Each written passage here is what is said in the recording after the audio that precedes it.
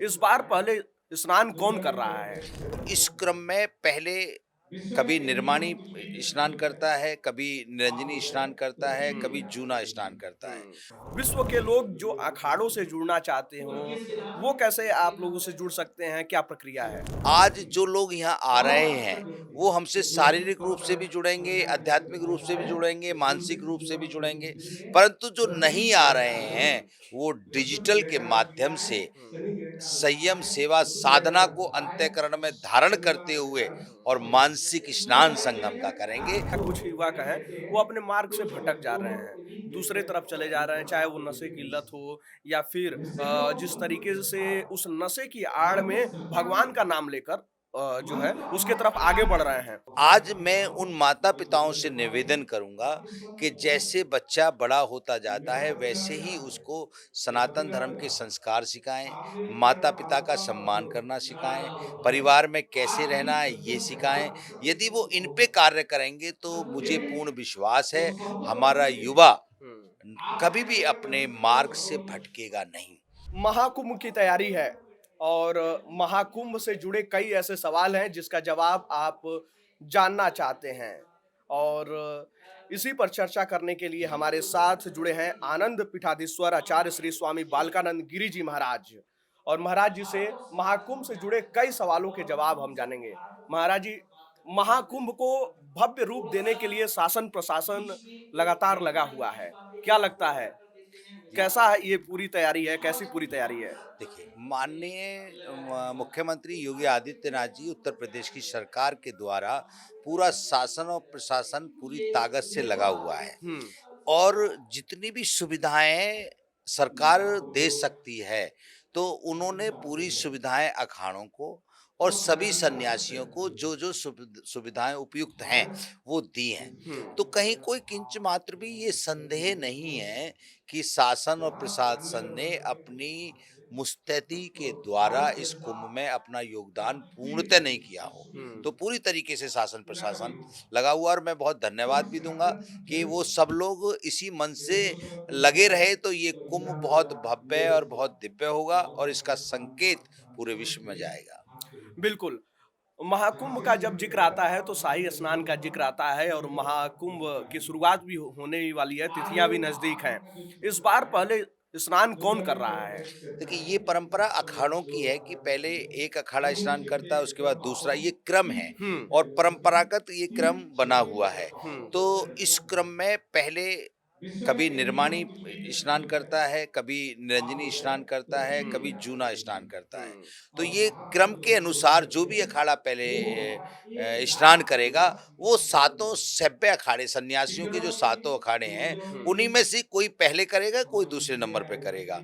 तो ये क्रम डिसाइड, जो क्रम बना हुआ है, हुँ, उसमें मुझे जो लगता है शायद हुँ, पहले निर्वाणी करेगा, फिर निरंजनी करेगा, फिर जूना करेगा। अच्छा। और दूसरे स्नान में पहले निरंजनी करेगा, फिर निर्माणी करेगा, फिर जूना करेगा। हुँ, ऐसे क्रम बना हुआ है। हुँ, और इसमें एक और बात मैं आपको बताऊं, इसमें पहले और दूसरे की कोई बात नहीं है, क्योंकि जिस प्रकार राजधानी एक ट्रेन चलती है, हुँ, कोई अगले डिब्बा में बैठता है, कोई पिछले डिब्बा में बैठता है, पहुंचना सबको अपने स्टेशन पे ही हुँ, होता है। हाँ, तो इसी प्रकार कोई पहले स्नान करे या कोई बाद में स्नान करे, हुँ, परंतु स्नान तो संगम में ही होगा हुँ, और स्नान अमृत वर्षा में ही होगा। और वो अमृत वर्षा जो है, वो हुँ, सबके लिए उतना ही फल प्रदान करेगी, जितना जो पहले करेगा या जो बाद में करेगा। हुँ। आप देख रहे होंगे कि महाकुंभ की भव्यता जो है, देश ही नहीं पूरे विश्व भर में छा रही है और खासकर इस समय जब डिजिटल वाला ज़माना हो गया है, तो इस दौर में जो है विश्व भर में इसकी चर्चाएँ हैं। विश्व के लोग जो अखाड़ों से जुड़ना चाहते हों, वो कैसे आप लोगों से जुड़ सकते हैं? क्या प्रक्रिया है? जी, देखिए, बहुत अच्छी बात। ये डिजिटल युग के लिए सबसे पहले धन्यवाद के पात्र हैं माननीय प्रधानमंत्री जी मोदी जी, हुँ, क्योंकि जब से वो आए हैं तब से हमारे भारतवर्ष में डिजिटल की क्रांति आई है। हुँ, तो डिजिटल से प्रत्येक व्यक्ति जुड़ा है। पहले इतना डिजिटल युग ना होने के कारण हमारे कुंभ मेला से इतने सारे लोग नहीं जुड़ पाते थे। आज जो लोग यहाँ आ रहे हैं, वो हमसे शारीरिक रूप से भी जुड़ेंगे, आध्यात्मिक रूप से भी जुड़ेंगे, मानसिक रूप से भी जुड़ेंगे।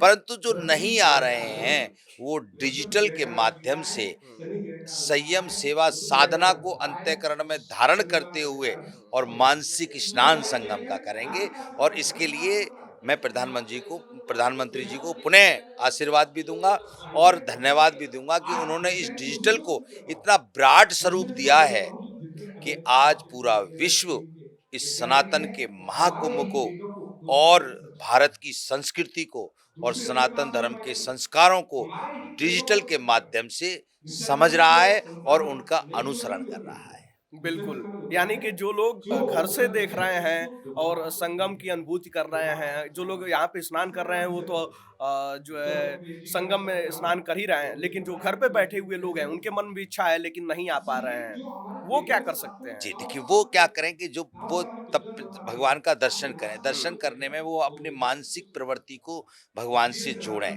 जैसे उनकी दृष्टि चित्र को देखती है, वो हुँ, साधु का चित्र हो, भगवान का चित्र हो, गंगा का चित्र हो, उस चित्र को वो अपने मन में धारण करके अपने अंतःकरण में उतार लें। तो हुँ, उनकी 5 ज्ञानेंद्री, 5 कर्मेंद्री, मन और बुद्धि हुँ, उस चित्र को देख कर के पवित्र हो जाएगी। और जैसे वो पवित्रता उनके अंतःकरण में आएगी, वैसे ही उनकी चेतना के अंदर एक शुद्धिकरण का भाव जागृत होते हुए ईश्वर को प्राप्ति का मार्ग मिलेगा। हुँ, घर बैठ कर के उनको डिजिटल इंडिया की वजह से डिजिटल जो आपका प्लेटफ़ॉर्म है, हुँ, इसके माध्यम से वो अपने विकारों को मुक्त करते हुए हुँ, संतों का आशीर्वाद प्राप्त कर सकते हैं।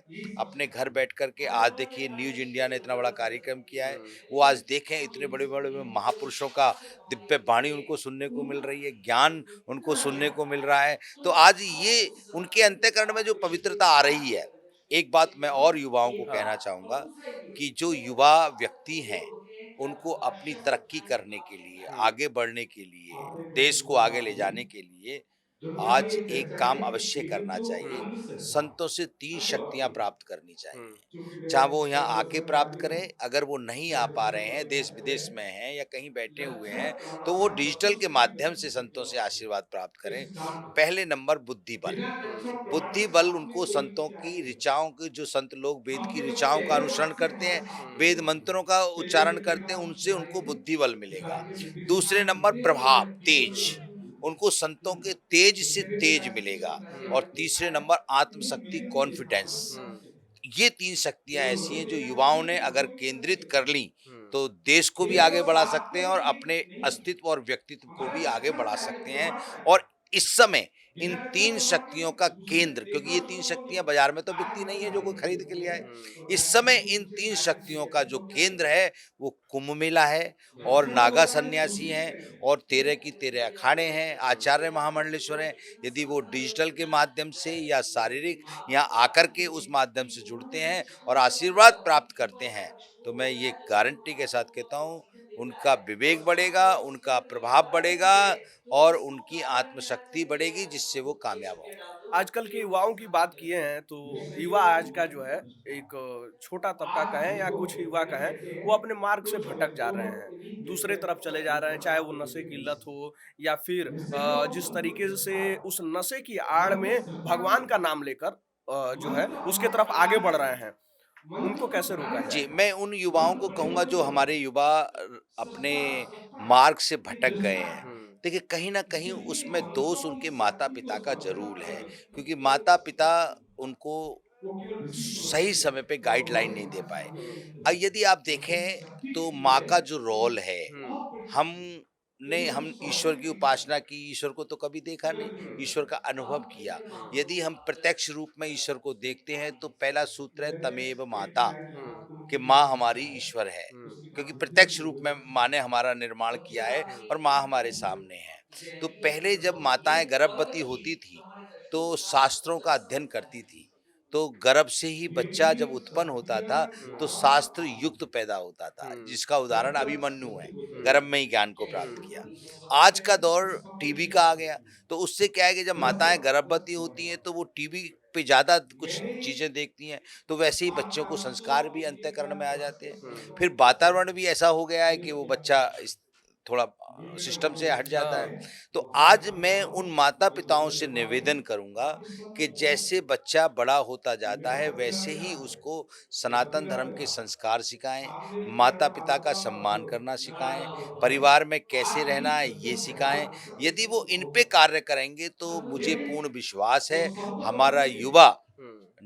कभी भी अपने मार्ग से भटकेगा नहीं। और एक मैं और बात कहूँगा हुँ, कि माता-पिता होड़ में ना आएँ कि उसका बच्चा वहाँ पढ़ रहा है तो मेरा भी वहाँ पढ़ेगा। हुँ, आपके पास जो साधन हैं, उन्हीं साधनों में आप अपने बच्चे को, अपने पुत्र को, अपनी पुत्रियाओं को शिक्षा प्रदान करें। उसी शिक्षा से आपका पुत्र संस्कार युक्त आईएएस भी बन सकता है, संस्कार युक्त आईपीएस भी बन सकता है और संस्कार युक्त डॉक्टर भी बन सकता है और सनातन धर्म के संस्कार युक्त वकील भी बन सकता है, जज बिल्कुल, भी बन सकता है। बिल्कुल। आज के समय में एक बड़ी समस्या है धर्मांतरण की, तो उसपे कैसे विराम लगाया जाए? क्या कुछ हो रहा है उसपे? देखिए, आपने बहुत अच्छा प्रश्न पूछा है। हमारे आध्यात्मिक दृष्टि से यदि आप देखें तो धर्मांतरण की कोई समस्या हमारे यहाँ है ही नहीं, हुँ, क्योंकि सब तो हमारे हैं। सनातन कहता है हिंदू मुस्लिम सिख ईसाई आपस में है भाई भाई। हुँ, तो जब हम लोग आपस में भाई भाई हैं तो सनातन तो परंपरागत चला आ रहा है। हुँ, जब से सूर्य निकला है सनातन प्रारंभ हुआ है, जब से चंद्रमा निकले हैं सनातन प्रारंभ हुआ है। तो सनातन पूरी सृष्टि सनातन की है। तो यहाँ जितने भी मनुष्य हैं, जितने हुँ, भी जीव हैं, सब सनातनी हैं। अब समय का परिवर्तन जब थोड़ा हुआ, तो वो बेचारे हमारे संस्कारों को भूल गए, हमारे संस्कारों से दूर हट कर के किसी दबाव के कारण, किसी प्रभाव के कारण उन्होंने दूसरी संप्रदायों को अपना लिया। हुँ, आज पुनः उनके हृदय में चेतना जागृत हुई है और अपने धर्म के प्रति उनकी आस्था बढ़ी है, धर्म के प्रति उनका ज्ञान बढ़ा है, वैराग्य बढ़ा है। अब वो पुनः अपने धर्म में आना चाहते हैं तो ये धर्मांतरण नहीं है, हुँ, ये धर्म का सम्मान है। हुँ, ये सनातन धर्म का सम्मान है और इस सम्मान में सबको जुड़ना चाहिए क्योंकि सब सनातनी हैं, कोई हमसे अलग है ही नहीं। तो धर्मांतरण कहाँ है? धर्मांतरण तो धर्म का हम लोग सम्मान करके जो हमारे धर्म को जानने वाले लोग थे, हुँ, वो किसी प्रभाव में दूसरी संप्रदायों से जुड़ गए। आज वो आध्यात्मिक ज्ञान प्राप्त करके हमारे यहाँ आना चाहते हैं, तो हम तो उनका सम्मान कर रहे हैं। लेकिन ये भी कहा जा रहा है कि हमारे धर्म के जो लोग हैं, वो विमुख हो रहे हैं, कहीं न कहीं दूसरे धर्मों से जुड़ रहे हैं, उनको लालच दिया जा रहा है या फिर जो भी हो, जिन भी कारणों से वो जुड़ रहे हैं।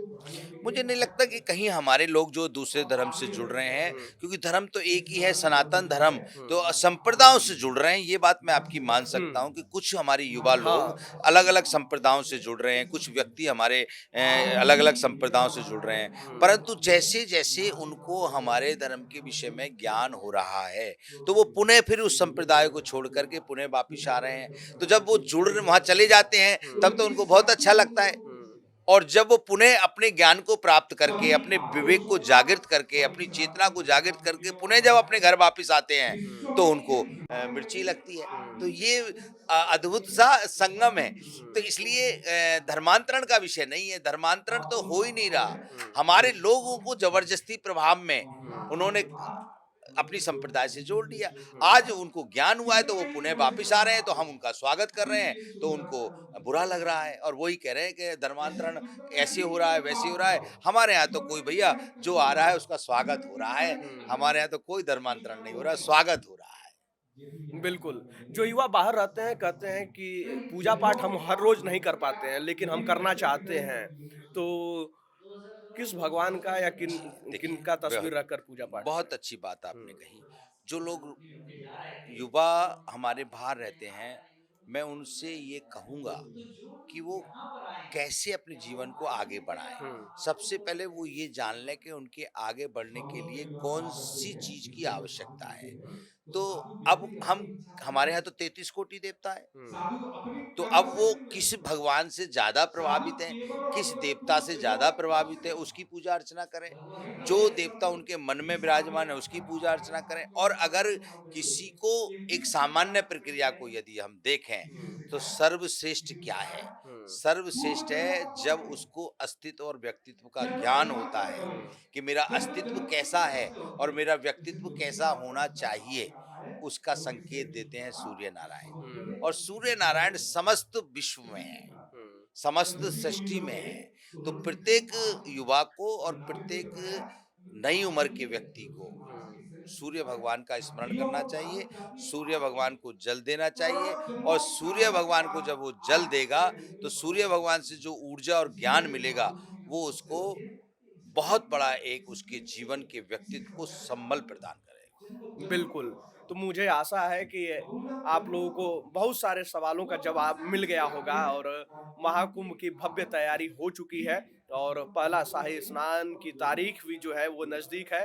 तो संगम में डुबकी लगाइए और जो भी अन्य सवाल भी हैं उसको हमारे साथ साझा कीजिए। महाराज जी से मिलकर फिर उस पे चर्चा करेंगे और उसका जवाब जानने का प्रयास करेंगे। जय श्री राम।